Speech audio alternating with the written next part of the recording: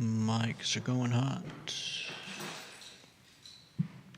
Make sure YouTube's up, right? I always do.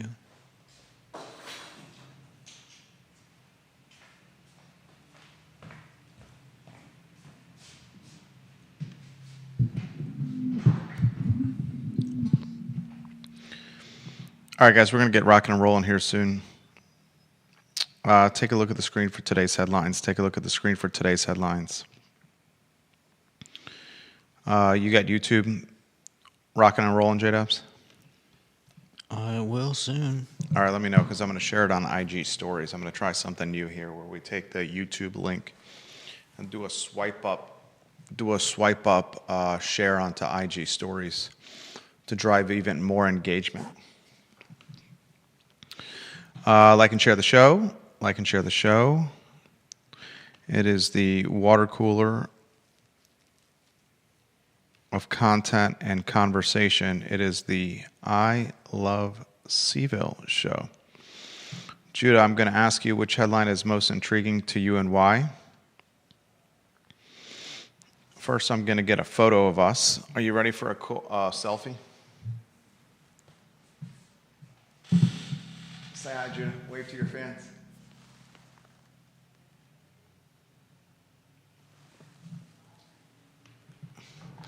That's a so-so photo. And the reason it was a so-so photo was not because of you, by the way. I didn't mean it that way. Like and share the show. The program is going to start in moments. Have you seen the Rivanna Trail recently? There were some photos on Reddit about this. Did you see that, Judah? I did not.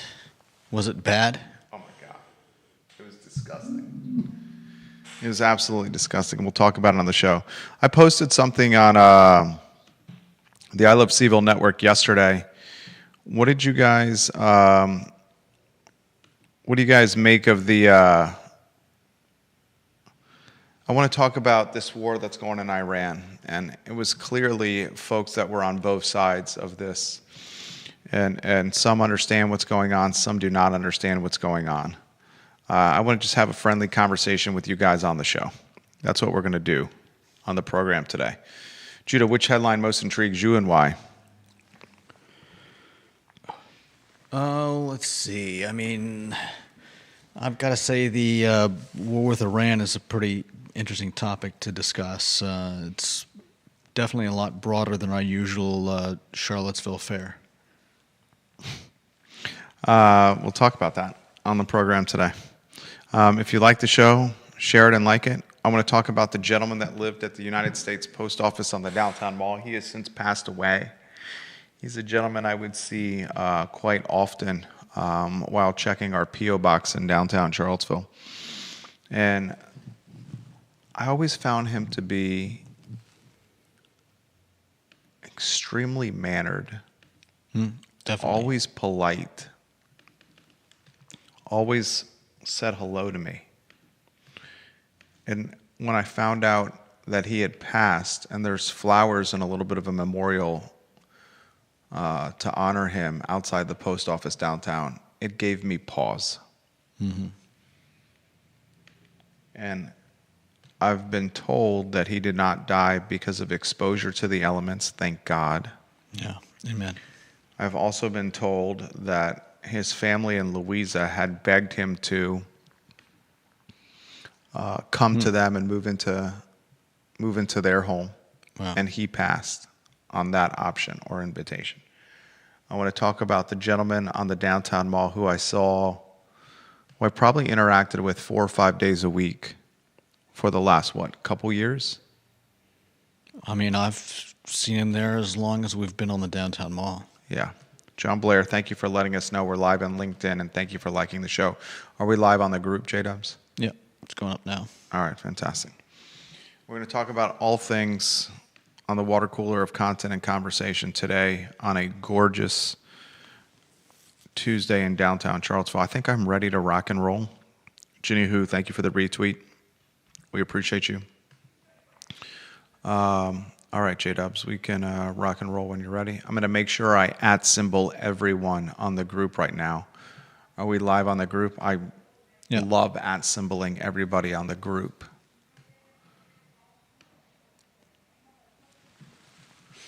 Hold on, let me make sure I do it right now. At symbol everyone on the I Love CVille group. Make sure it's hyperlinked. Oh, there it is. Publish, send. At symbol everybody on the group. Gives me so much pleasure. All right, let's rock and roll when you're ready.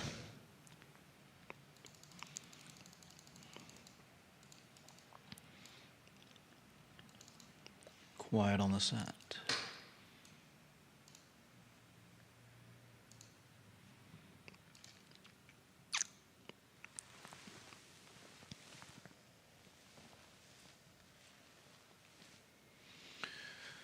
Welcome to the I Love CVille show, guys. My name is Jerry Miller, and thank you kindly for joining us on a gorgeous and glorious Tuesday afternoon in downtown Charlottesville. This, the water cooler of content and conversation in Charlottesville, Central Virginia, the Commonwealth, the country, and the world, where we have expanded our content coverage on the I Love CVille show. And frankly speaking, in 2026, as the network has boomed, I've had a lot of ideas of what to do with this show and some additional coverage for the show. I'm going to keep those ideas close to now. It was, athletes are asked this question.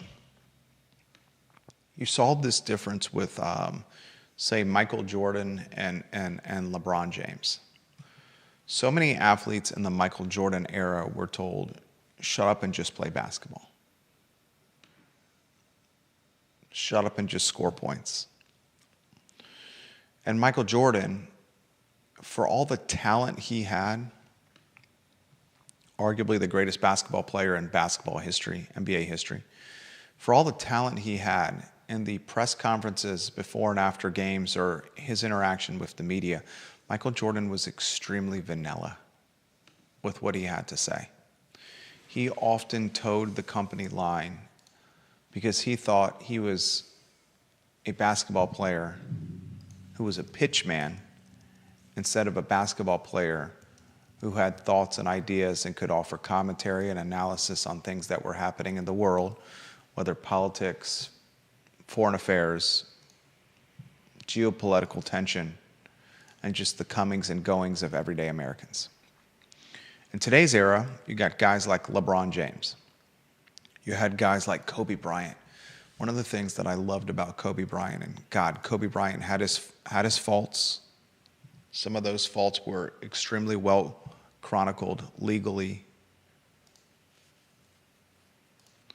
But Kobe Bryant was extremely renaissanced, capable of speaking so many different foreign languages. Just off the charts IQ, off the charts intelligence.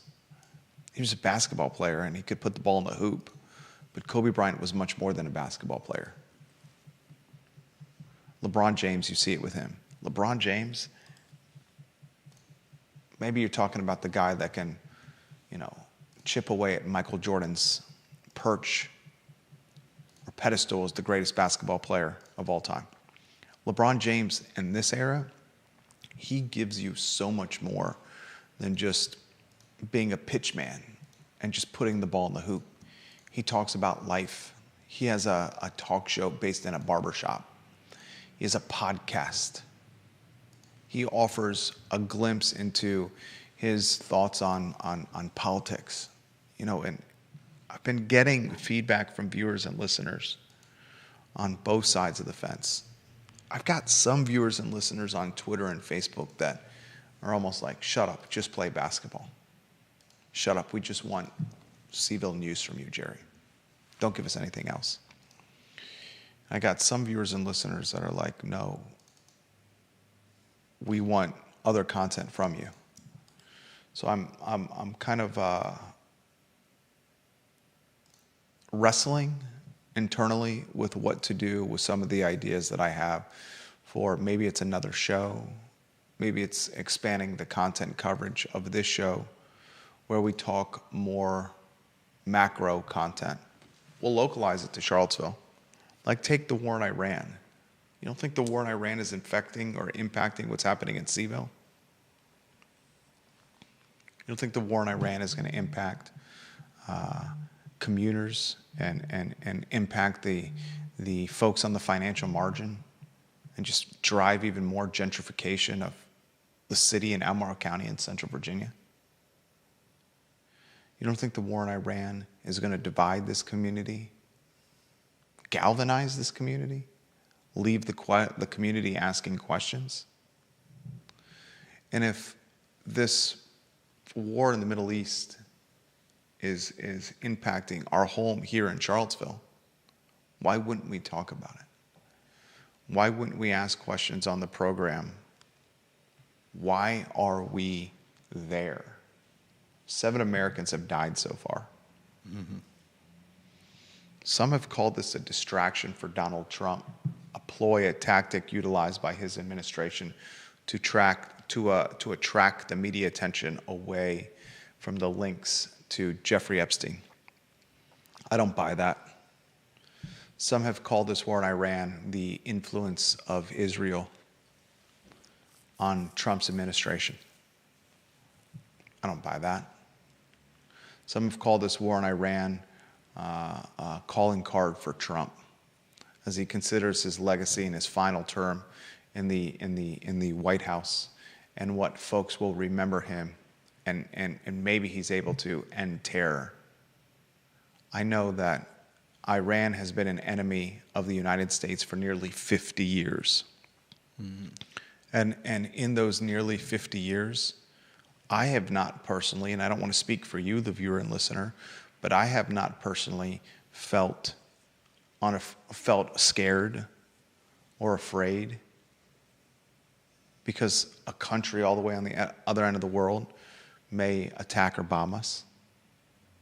I asked the question yesterday on the I Love CVille network, and it went viral. A lot of our content now is going viral almost instantaneously. It seems to me there's a lot to lose and very little to gain here. 7 American soldiers dead and counting. I think about death now as a father of 2 sons. And I know those 7 American soldiers have parents in the United States that are struggling with something that no parent wants to struggle with, and that's outliving their kids, their children. There's individuals in the comment section of the social media channels this show is airing upon, and last night after I posted my commentary, that literally said this: those 7 American soldiers enlisted into the military, and that's the risk they have when they join armed forces. I was taken aback, and this is coming from someone whose wife often says that you can, show a little more emotional intelligence and be a little bit more sensitive, Jerry. But I was taken aback with how cold the commentary was about 7 dead Americans last night, on how they were just expendable, almost as if they were a robotic commodity, a robotic armed forced commodity, as opposed to being the sons or daughters of parents here in our community, family members, wives, husbands, kids.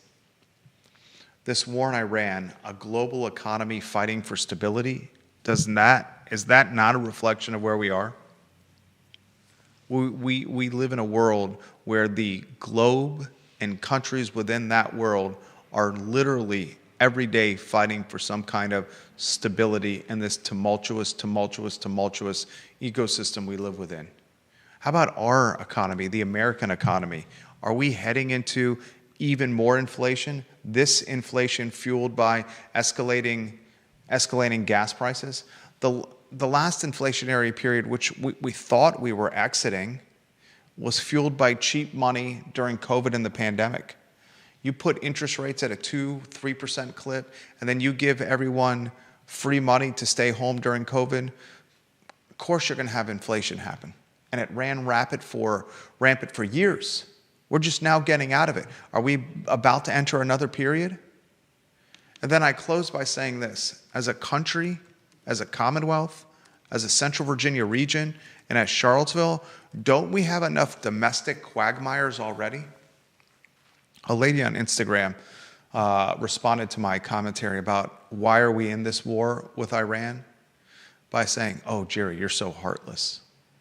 You're not considering the 30,000 women and children that have been massacred at the hands of Iranian terrorists, dictators.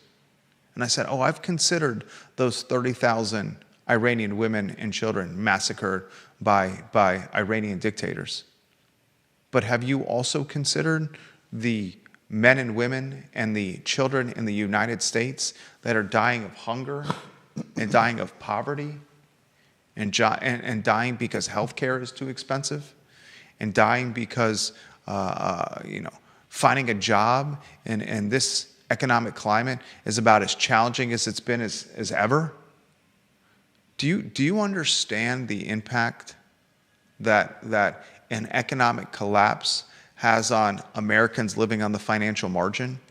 It yields results that are akin to death, but it does it slowly by the death of 1,000 cuts. You start quicksanding into overwhelming debt.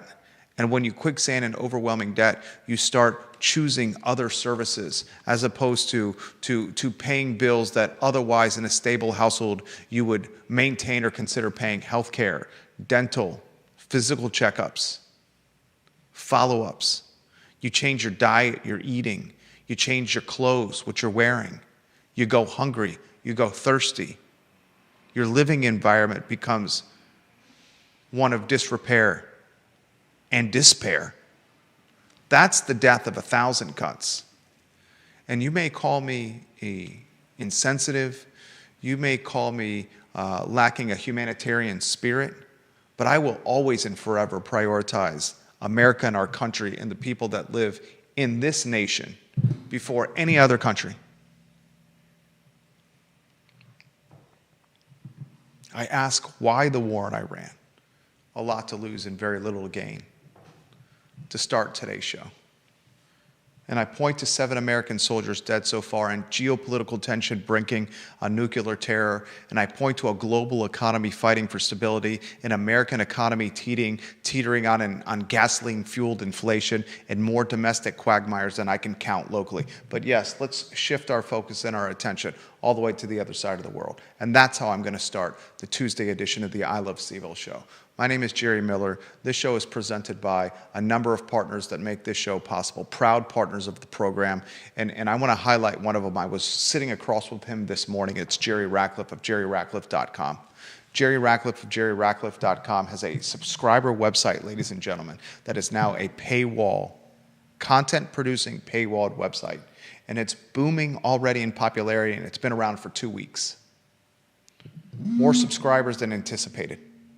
And it's because Jerry Ratcliffe is a Virginia Sports Hall of Famer. He's been covering the Virginia sports team for 50 plus years, and he has more connection. He was having a conversation, was it the 1976 the UVA basketball team from 1976 that won the ACC tournament? Wally Walker and that team were sitting in a couple of booths at the Aberdeen Barn this past weekend, and Jerry Ratcliffe was the only guy outside the team sitting at those booths, eating crab cakes and prime rib and sirloins and strips with living legends. That content on JerryRatcliffe.com later today or tomorrow. Judah Wickower's studio camera.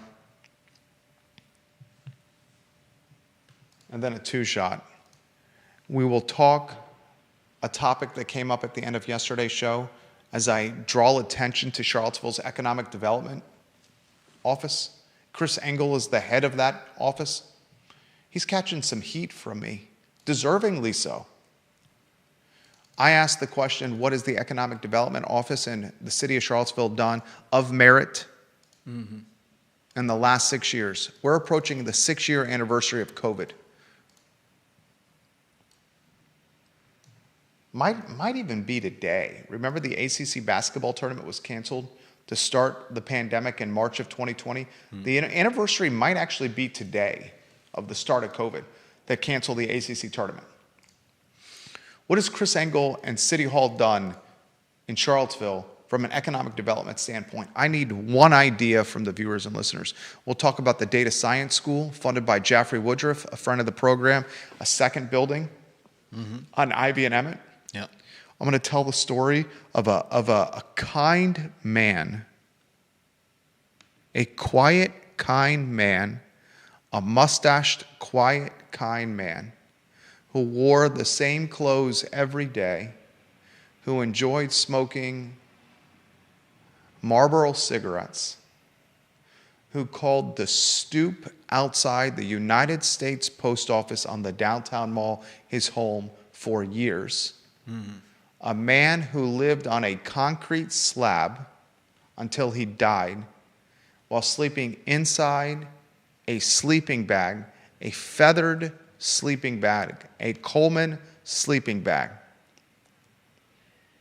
A man who spent 9 a.m. to 5 p.m. inside the post office to escape inclement weather, whether it was heat, rain, cold, chill, freeze. He was inside that post office, conversating with anyone who would pass by, including yours truly, including Judah Wickower. Yeah. And this kind, quiet, mustached, cigarette-smoking gentleman who wore the same clothes every day, who slept on a concrete slab in a feathered Coleman sleeping bag, who greeted passerbys in the post office with a hello, sir, a yes, sir, and a no, sir, Yeah. even though I was 25 years his junior, has now died. And I want to talk about that on the show. And I don't want to just shut up and play basketball. I want to talk about content and topic matter that I find intriguing and captivating and compelling and infuriating and flabbergasting. I want to talk about content and comment and stuff I read that day that creates emotion for me, whether bliss or fury. And you know what? I don't care if you, the viewer and listener, want me to talk only Charlottesville, because I'm not going to shut up and just play basketball.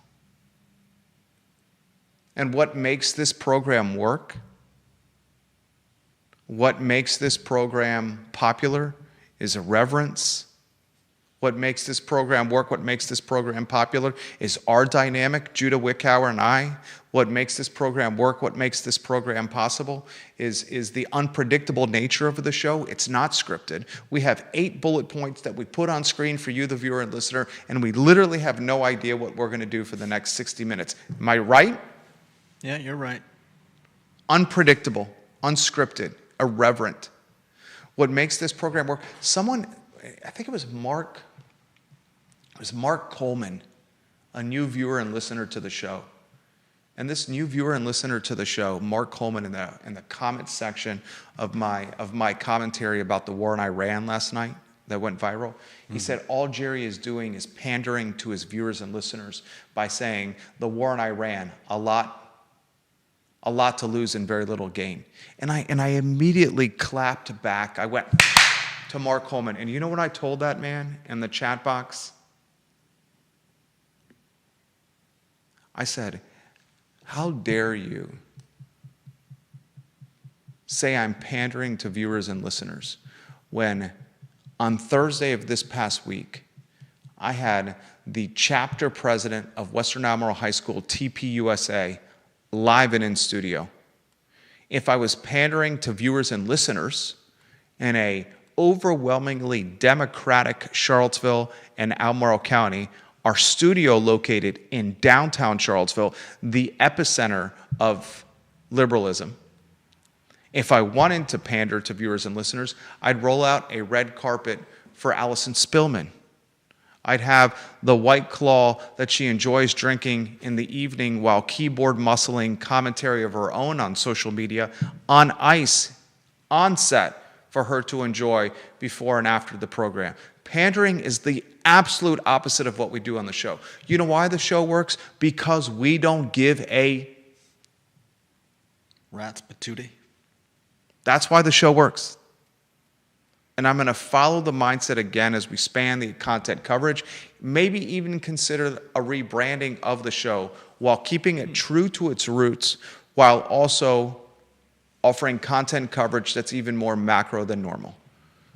The show is yours. A lot of viewers and listeners at your attention, Judah Wickower.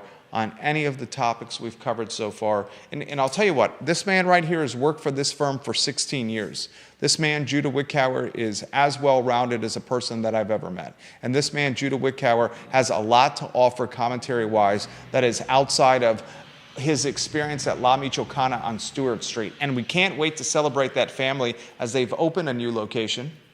I took a picture of it yesterday, but I don't really see any reason in putting it on screen. Show is yours. Anywhere you want to go. Scatter shooting with Judah Wickower. Oh, man. Let's see.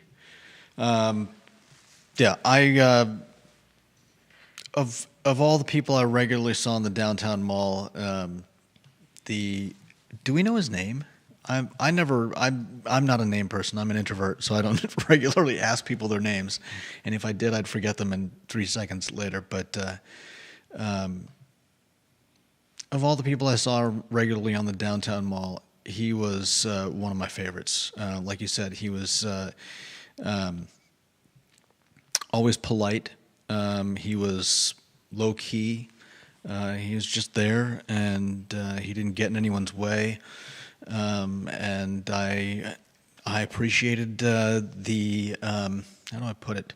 The regularity, the metronomic quality that I knew when I headed to the post office on the downtown mall that he would be a regular feature, and I'm extremely sad to hear he's passed, and I'm especially sorry for his family, who never got the chance to invite him back. His name was Richard Underwood. Richard Underwood. He had family in Louisa that offered him a place to stay inside a home, but he passed. Yeah. He wanted to live at the post office. I often thought if I had more, perhaps I could have offered him, a place to sleep at night. But he didn't want. See, but apparently he didn't. I'm not saying that. I'm just noting that maybe he was happy where he was. The lower third on screen. The intriguing thing about Richard Underwood, who chose to live at the United States Post Office or just outside it, and frankly, we can say with accuracy he lived at the United States Post Office, because when the post office was open from 9 a.m. to 5 p.m., he was inside the downtown post office. He was inside the post office charging his phone. He was inside the downtown post office to stay in the air conditioner, stay in the heat. When he did smoke his Marlboro cigarettes, he was outside on the step, literally right outside the door. He had a sleeping bag, a Coleman sleeping bag. He had all his clothes bundled together neatly. One of the most tidy individuals you will ever see. No doubt. He lived on a footprint outside the United States Post Office that must have been 3 feet wide and 6 feet long. 18 square feet. To say he was Spartan is an understatement.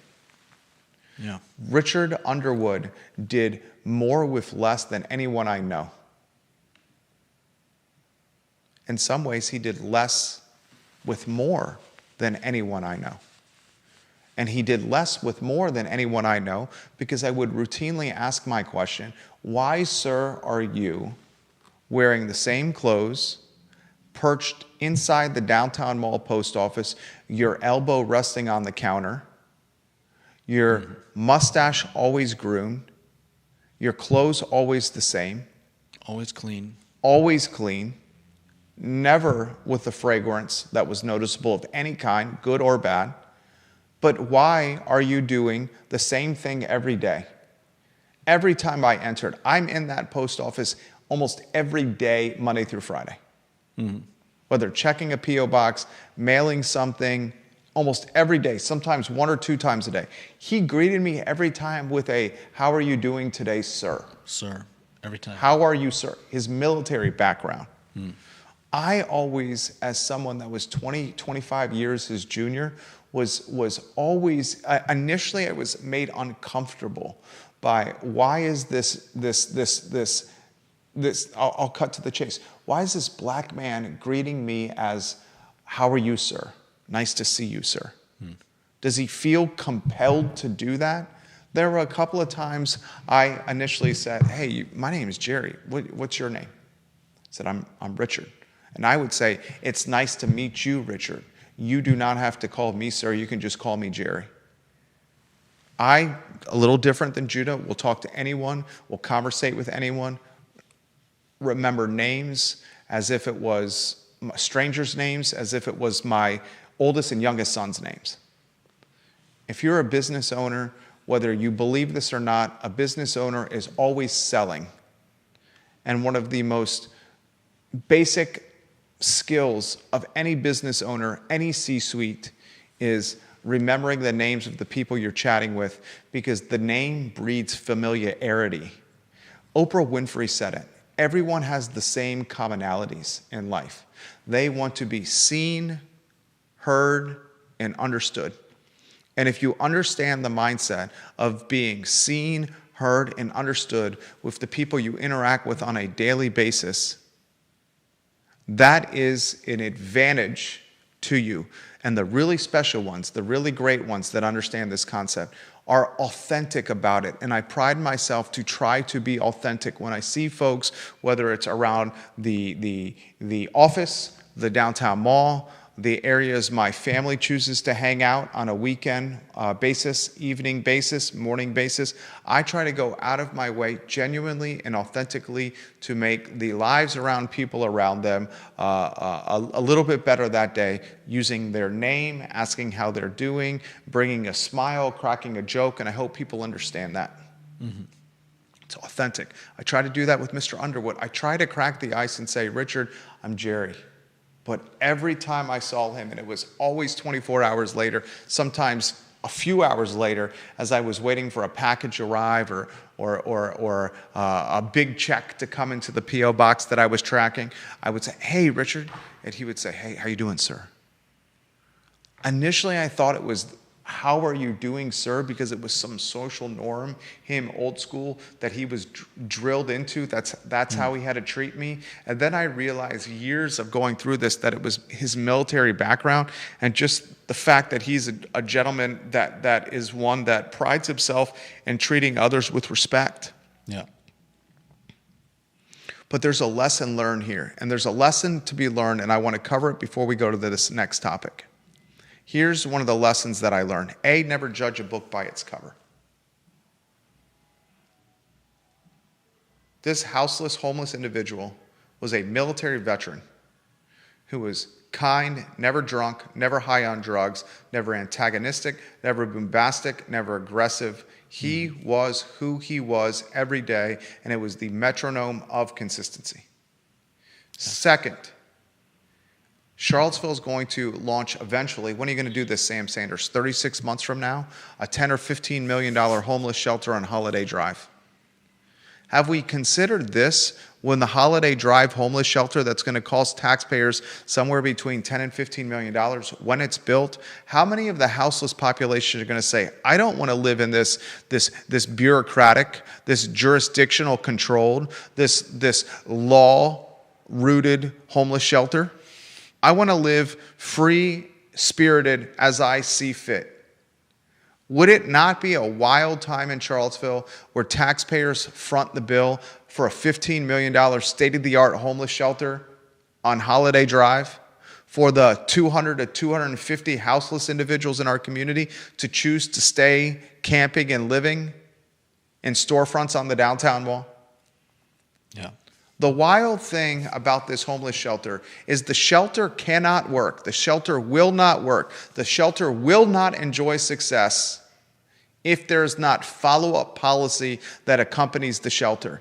If Sam Sanders and City Council do not momentumize the shelter by saying you cannot camp or store your belongings on the downtown mall or the Rivanna Trail anymore because we have this $15 million shelter, then I would bet you a large portion of that 200 to 250 houseless population is going to stay exactly where they are.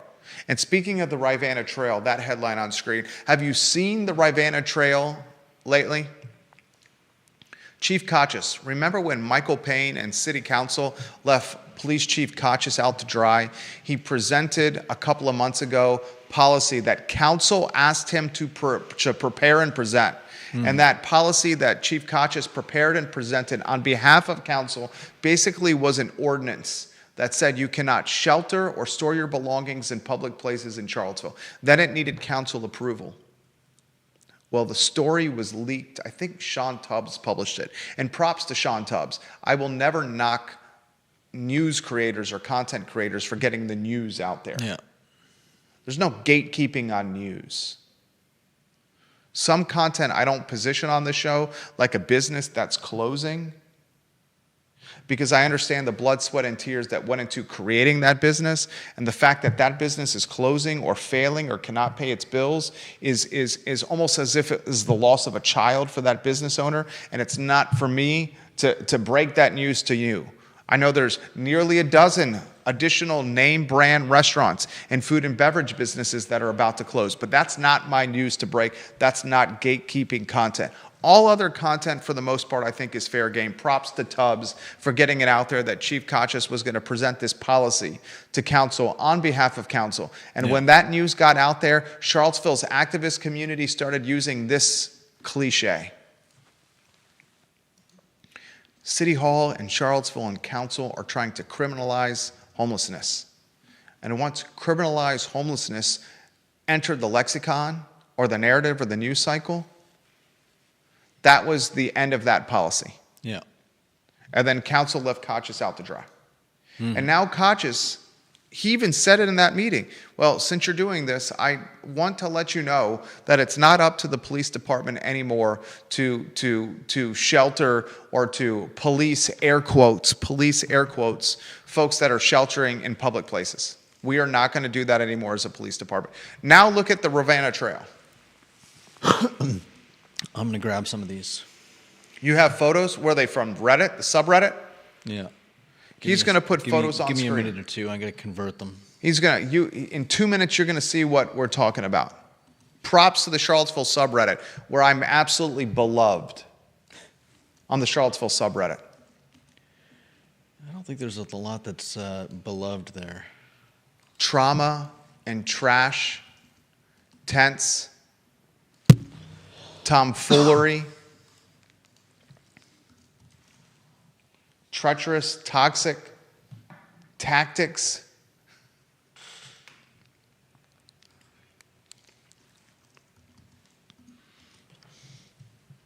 And it's a perfect segue into the next point of topic on the program. Perfect segue into the next point of topic. What has Charlottesville City done for nearly 50,000 people that call a 10.2 square mile radius their home? And whether you want to admit this or not, Charlottesville City, ladies and gentlemen, is the driver of Central Virginia and Albemarle County, whether you want to admit that or not. What has the city of Charlottesville done from an economic development standpoint? In the last 6 years since the onset of COVID, I think we're at the 6-year anniversary today. Maybe it was yesterday, because it canceled the ACC basketball tournament, if you remember. What has the city of Charlottesville done in 6 years from an economic development standpoint? I genuinely am asking the question. I don't have an answer. I follow this as closely as anyone. Our firm is the confessional of entrepreneurship, of small business, of startups, small caps, mid caps. We have one client on our roster, and I was corrected after saying this a couple of weeks ago. We have one client on our roster that is doing, if I say what it is, if I say the revenue amount, you'd probably pinpoint who it was. I'm going to say close to mid-9 figures. That was the correction from the client who said, hey, what about me? After I said it last time on the show. So from the startup, I literally had a conversation before the show started with one of our tenants. We have 24 of them.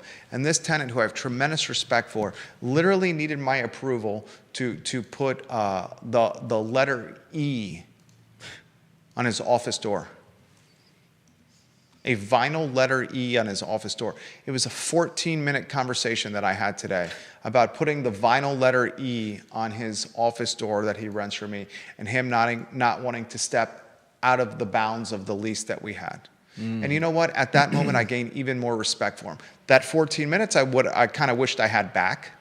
But I had tremendous respect for him because he literally was following the letter of the law, pun intended, with the lease over the letter E, a vinyl black letter E on his office door. Yeah. What has Chris Engel's department done from an economic development standpoint locally? We had, is it Randy O'Neill? Randy O'Neill is a viewer and listener of this show. I think you have a photo of Randy O'Neill. I hope Randy O'Neill's watching the program today. He mentioned this yesterday, mentioned it this morning as well. Has the Economic Development Office in the city of Charlottesville coordinated with Monticello as they celebrate the 250-year anniversary of America? I do not have a picture of Randy. You would think the city of Charlottesville and its Economic Development Office would be working in unison with Monticello and the 250. Is it the bicentennial? Is that what it is? I think it's I think it's 250 years, right? Is it bicentennial? That's such a dumb question on the program. Is No, that the moniker? bicentennial is 200. Okay, what is the 250-year anniversary? Just a second. I'm sure it's going in our feed right now. Viewers and listeners, help a brother out. Are they in cahoots or unison or harmony on that? Semiquincentennial. Okay, I can't say that 3 times fast. Semiquincentennial. Semiquincentennial.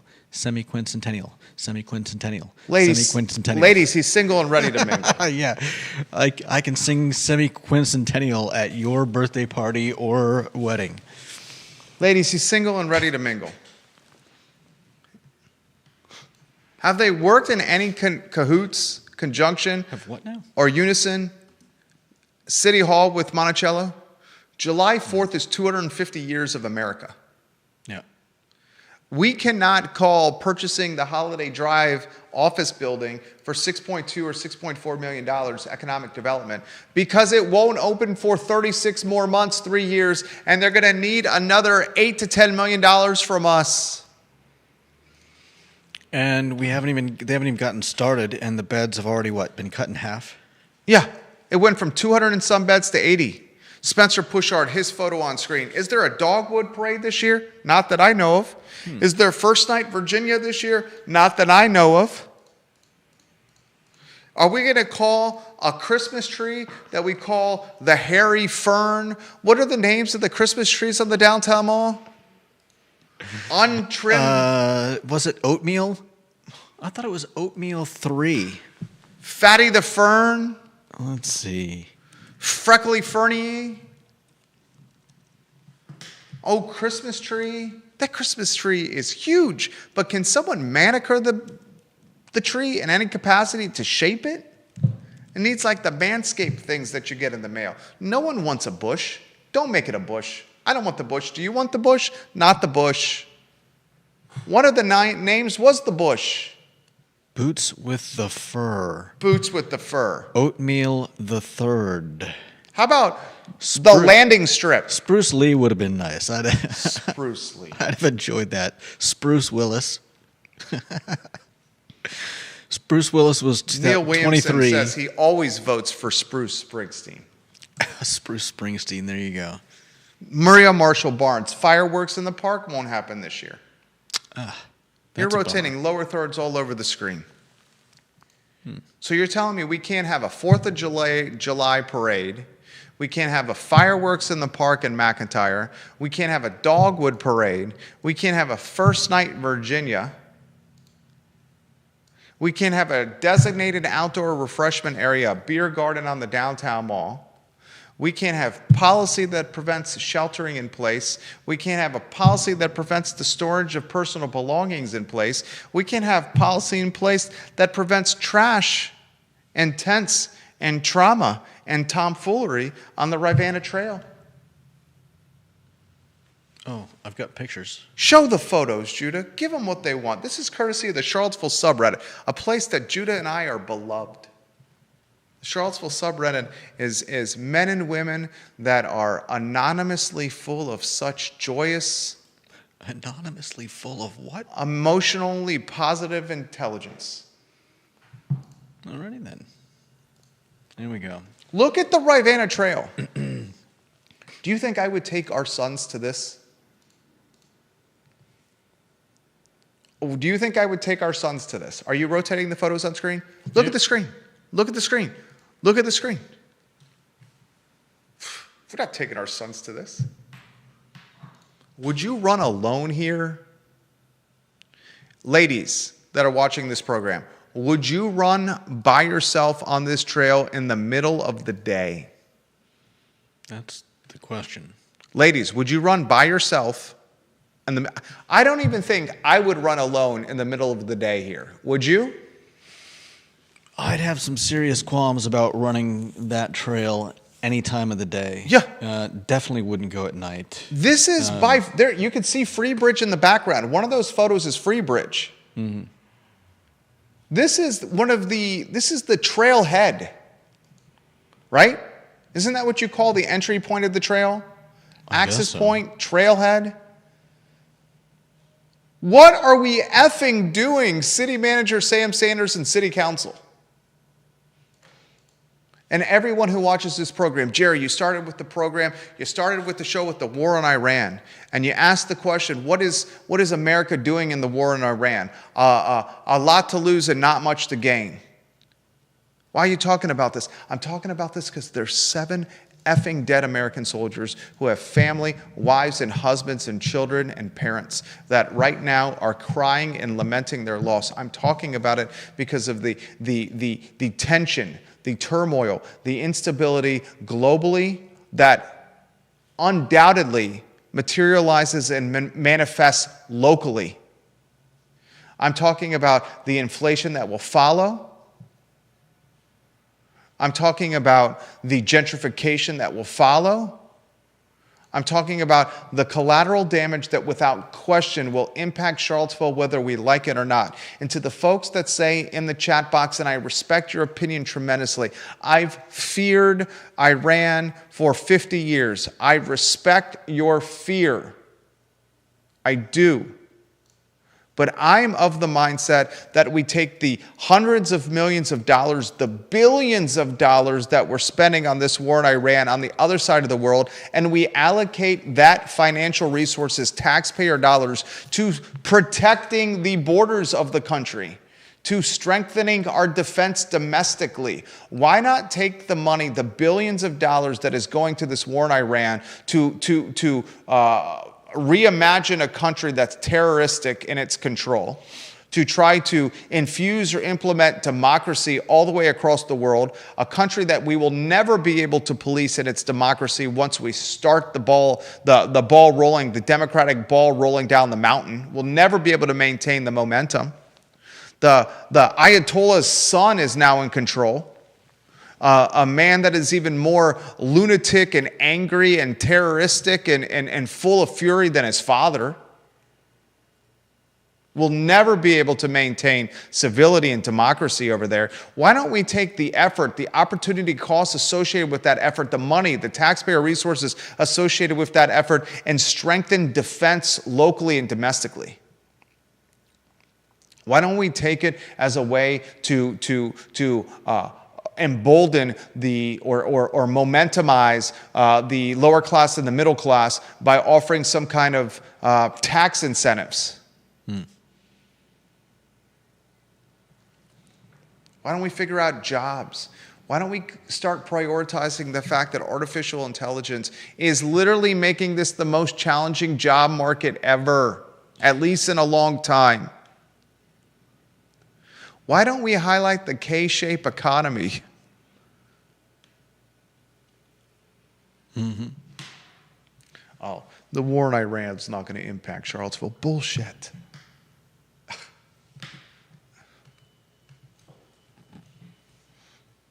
I want to highlight Charlottesville Sanitary Supply, 62 years in business.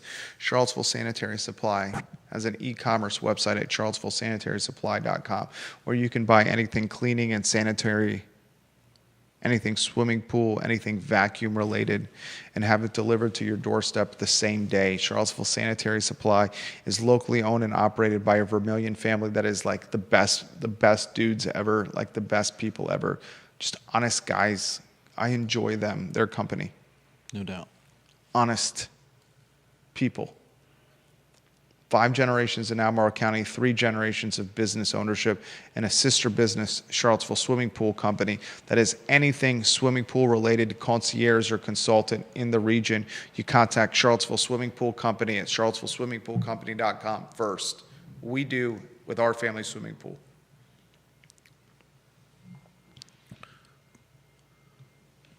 Maria Marshall Barnes' photo on screen. The trash, the tension, the trauma, and tomfoolery on the Rivanna Trail. It's crazy. I couldn't believe it when I saw it from the road.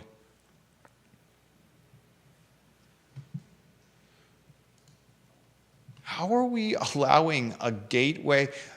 The trailhead at the Rivanna Trail is a gateway to the city. How many tens of thousands of people, if not 100,000 people or so, enter the city of Charlottesville through that corridor? Yeah. No, seriously. I don't know. It's easily tens of thousands. Yeah, it's a lot. And as they're entering the city of Charlottesville, hey, we're one of the best cities to live in the world. Come down Freebridge, down Pantops Mountain, all you Albemarle Countyans, and come work in Charlottesville and shop in Charlottesville and spend your money in Charlottesville. Oh, on your way in, look at that Sandersville. Look at Sandersville. Look at that tent town. Oh, and on your way in, check out the tent town suburb that's on the downtown mall. The suburb. We have a tent town and a suburb of tent town right down High Street, up at the downtown mall.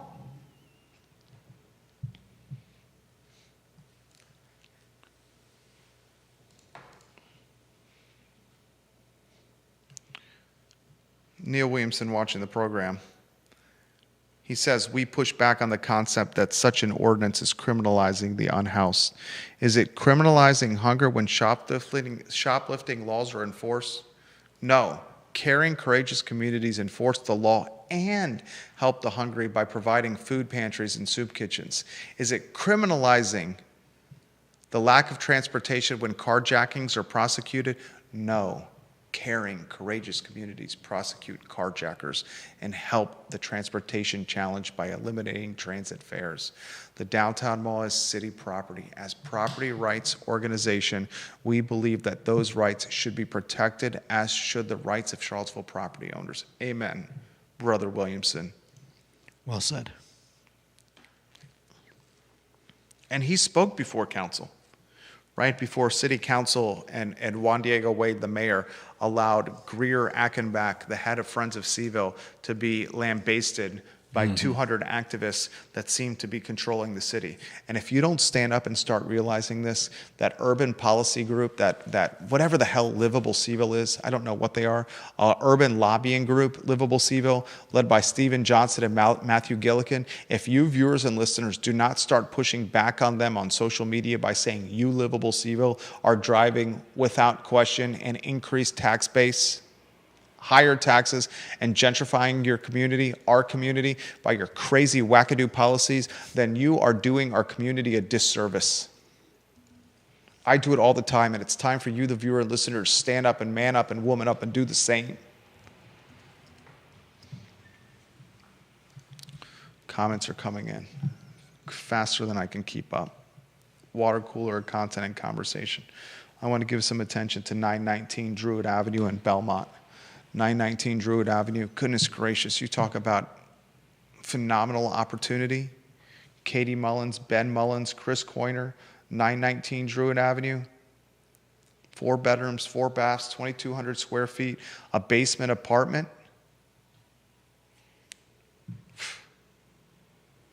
$919 Druid Avenue, ladies and gentlemen, is going to be an $800,000 plus home. It's got a $699,000 price tag, and it is absolutely awesome.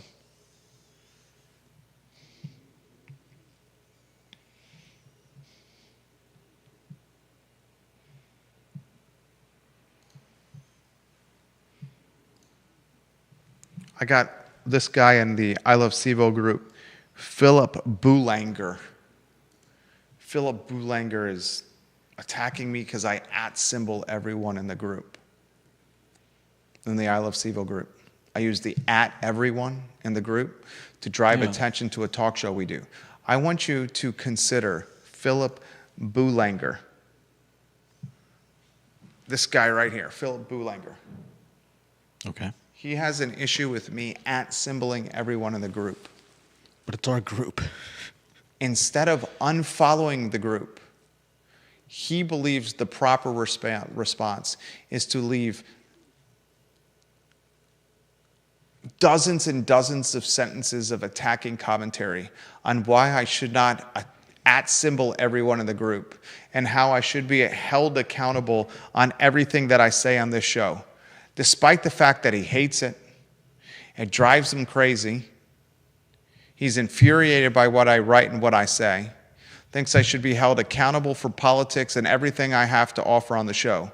But instead of simply unfollowing the group, he chooses instead to spend hours within the group, engaging with the group and the content of the group.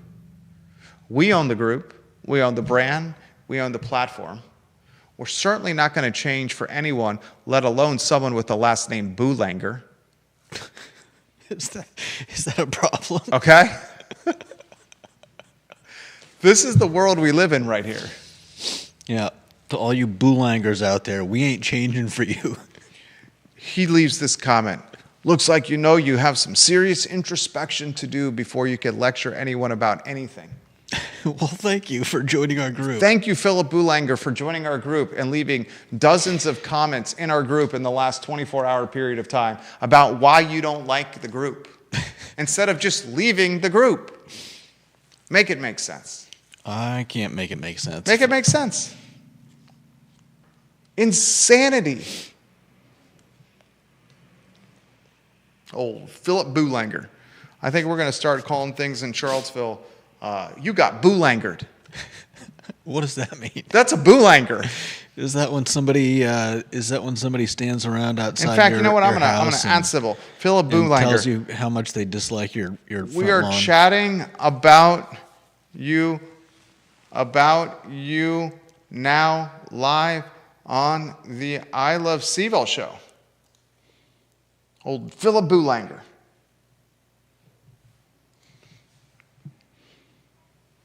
Carly Wagner watching the program. A lot of respect for Carly Wagner.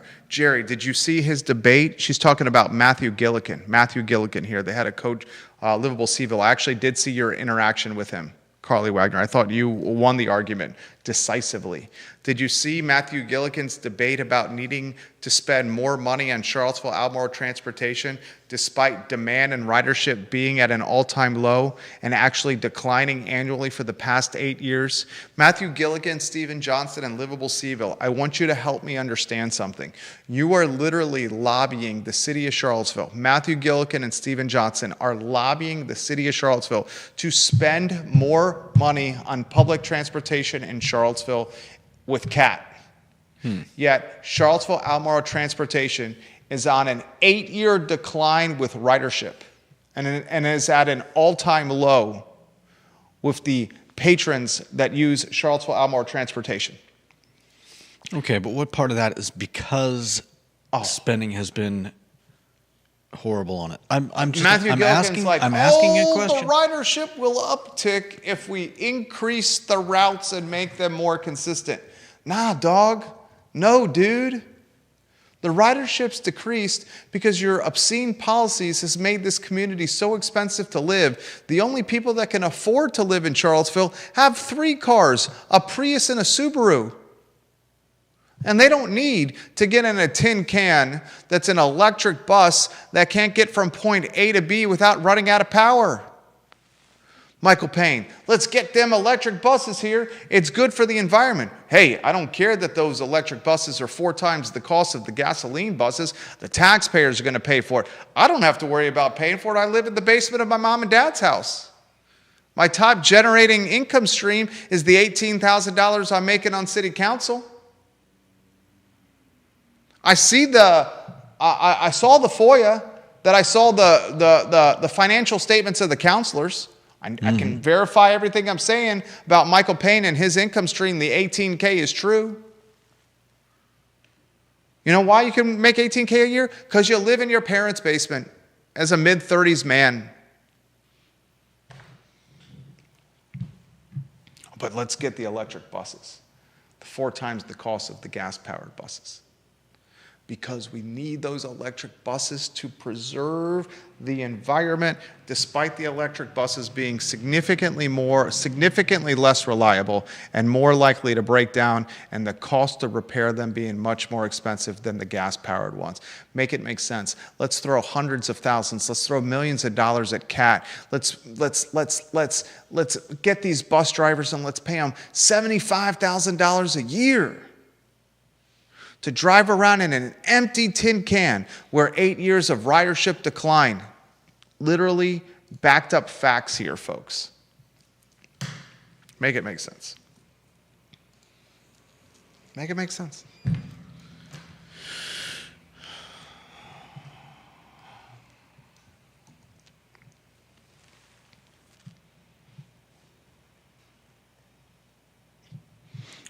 Philip, Spencer Bushart says I need to respond to Philip Boulanger with an everyone. One more thing. Everyone is watching us, talking about you. We even got his name on screen. I sent it. I just Boulanger. Check the feed. You've been Boulangered. That was unscripted, unfiltered, unaffiliated, and unafraid. You've been Boulangered. You've been Boulangered. Write that down. Boulangered. You've been Boulangered. Spencer Pushard said he just spit his drink out with the Mike Payne basement comment. Nice. You've been Boulangered. We're sorry about your drink. Carly Wagner, the demand is clearly not there for CAT. And his response, Matthew Gilligan's, is that we just need to offer more routes to increase the demand. Economics 101, supply and demand. There is no need for buses because most of the daily trips are long commutes. Kids pick up is too scattered geographically, but compact time-wise, construction crews needing equipment and materials, grocery hauls. The way American suburbs are built doesn't lend itself to mass transit, certainly not Charlottesville's. Ooh, yeah. The folks that can afford to live in Charlottesville are driving Priuses and Subarus, and they have 3 of them. They don't need bus transportation. But what about the people that do? They're clearly not riding it. 8 years of decline. Mm-hmm. John Blair's got a comment. He says, this is way outside my lane, but one rationale I've read about the Iran intervention is that both Iran and Venezuela have been supplying below market oil to China, and potentially both of these moves are more geared towards harming China and its economy in the long term. Again, I have no idea how to measure that, but that's a theory that I've read. I've also read that theory as well. Yeah. That this whole Iranian war is to destabilize China and Russia. I mean, Russia does enough of its own destabilizing, but China definitely needs some some boulangering. Some boulangering. We need a boulanger China. Let's boulanger that China. Oh, man. I've read that as well. So many theories. Let's distract the American public on Jeffrey Epstein and my links to Jeffrey Epstein and Donald Trump. Let's destabilize China. Let's destabilize Russia. Let's reimagine Iran into a democracy. Let's fight for the 30,000 that are dead at the hands of a terrorist. Let's kill that terrorist and replace him with a hand-picked terrorist. Our hand-picked person of our own. The man we killed, his son, is nastier than the man we killed, and now he's in charge. Let's fight him with missiles. Let's fight him with billions of dollars of military weaponry when they're using $1 drones to fight back. Let's deplete our weaponry reserves. They're using $1 drones to fight us.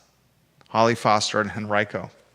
She says there's not a chance, and ain't she double hockey sticks? Those are my words. But she says there's no way I would walk that trail. I've only been to your studio once, and I didn't feel safe coming from the parking garage due to the homeless.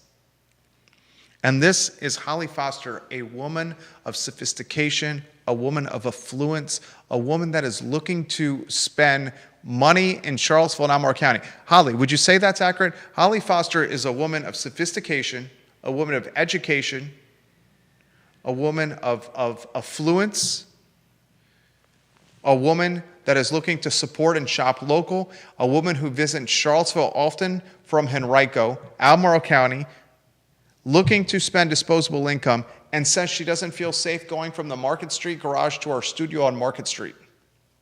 That's a microcosm.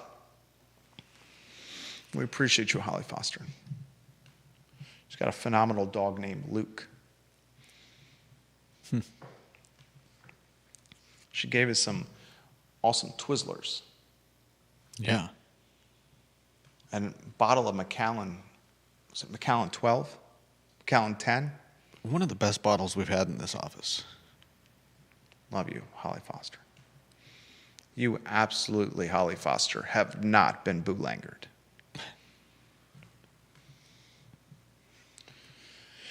It's 1:38 on a glorious and gorgeous Tuesday afternoon. Ginny Who says, and if Boolanger can't simply unfollow, he can go into his own settings and turn the everyone notification off. Boolanger, you're boolangering yourself. You've hoisted by your own boolangers. Oh man, we're gonna have so much fun with this guy this guy's name. Boolanger. It's like a Family Guy reference. Was it the Family Guy with the Quagmire? Quagmire. Giggity giggity. Boolanger. Boomhauer. You talking about Boomhauer from Yeah. from King of the Hill? King of the Hill. The dig daggone, I don't know about that thing. I got me thing and done, Is that what you're thinking of? Yes, that's what I was I'm dying. Keep going, please. I can't. No. I'd have to read a script of his. I'm crying. God. That's exactly what I was thinking about. I got him confused. Oh, man. Jason Noble. Tremendous respect for Jason Noble. We agree on a lot of stuff. We disagree on some stuff. We disagree on this war in Iran. He says the Ayatollah's son is reportedly severely injured by the attack that killed his father. His father also wrote in his will that he didn't wish his son to take over. I understand that, Jason, but why is the son now taken over? Why is the son now taking over? Because the father is dead. All right, we got to close the show. We're going to go make some money. Let's give some love to Stanley Martin Holmes. Stanley Martin Holmes is trusted. Stanley Martin Holmes. Stanley Martin Holmes is building condos, townhomes, single-family detached homes. They're developing neighborhoods that cater to each person's unique needs and lifestyles. High-quality single-family homes, townhomes, condos, designed and constructed with innovative techniques that ensure exceptional efficiency and aesthetic appeal. Design features and technology to enhance your living experience and your home, and not just today, but for years to come. At Stanley Martin Holmes. Spencer Pushard, there's 1,000 people that talk like that an hour south of Charlottesville, Judah. I have Is that Buckingham County? Spencer's got some Buckingham ties over there. Tell you what, man, talking about dang old compatibility, man, like a dang old puzzle piece, man. Talking about pop right in, puzzle solved, man. Dang old hole made for me, yo. This is my dang old hole. There you go. That was so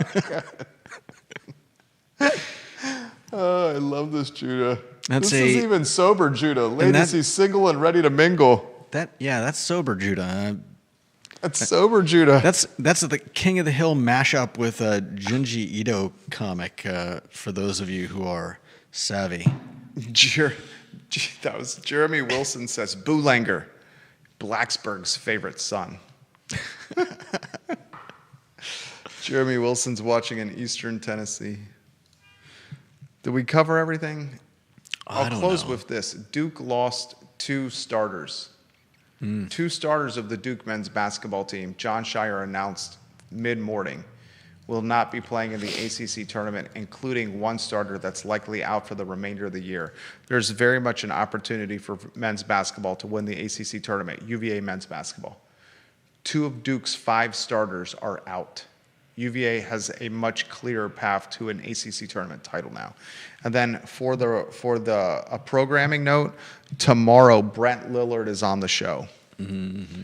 Brent Lillard, a second rodeo on the I Love CVille show. Do we have a photo for Brent Lillard? Probably somewhere. Can we get a photo for Brent Lillard? Brent Lillard, the CEO of GovSmart, on the show tomorrow. You're not going to want to miss that interview. We're going to spend 30 minutes with Brent Lillard. Curtis Shaver, did you like Judah Wickower's impersonations today, Curdy? Dang on, greatest thing I ever heard in my life. Can you give us another one? Come on. There's only so much I can do. I don't think I've laughed like this in a long time. Let's see. Here we go. Oh, man. Oh, crap. Here we go. Oh, man. Just dang old complicated. You know, man, it's like a dang old Rubik's Cube, man. You're like talking about blue, red, man. Then you get to one side, then you're like messed up the other side, man. How's that? That was so good. I'm crying. I like to think I'm pretty good at doing voices. You're really Judah's laughing at his own jokes again. I love that about Judah. I'm laughing because you can't stop laughing. Oh, God, I think it's so funny. Curdy, I hope you like that today, Dirty Curdy. Oh, God. Brent Lillard tomorrow. That's an hour and 50 minutes straight. 75 minutes on the water cooler of content and conversation. The I Love CVille show. Curtis Shaver loves it. Or Judah Wickower. Do you want to close? I'm still trying to get that Brent Lillard picture. That's all right. It's the end of the show. Just close with some impersonations again. Impersonations? What do you want an impersonation of? Anything you want. Don't overthink it, please. I always overthink it. We know. You take 400 meters to run the 100-meter dash. Oh, I got the scowl over there from Judah. He didn't like that comment. No, I'm still processing. I'm saying you're just a little wordy. Dang old 40 million yard dash. I tell you what. I tell you what. Close the show. I thought I just did. You gotta end it. Dang on Brent Lillard tomorrow. Come watch us. You'll like what we say. How's that? That was good. That's right. the I Love CVille show. Judah Wickower, Jerry Miller.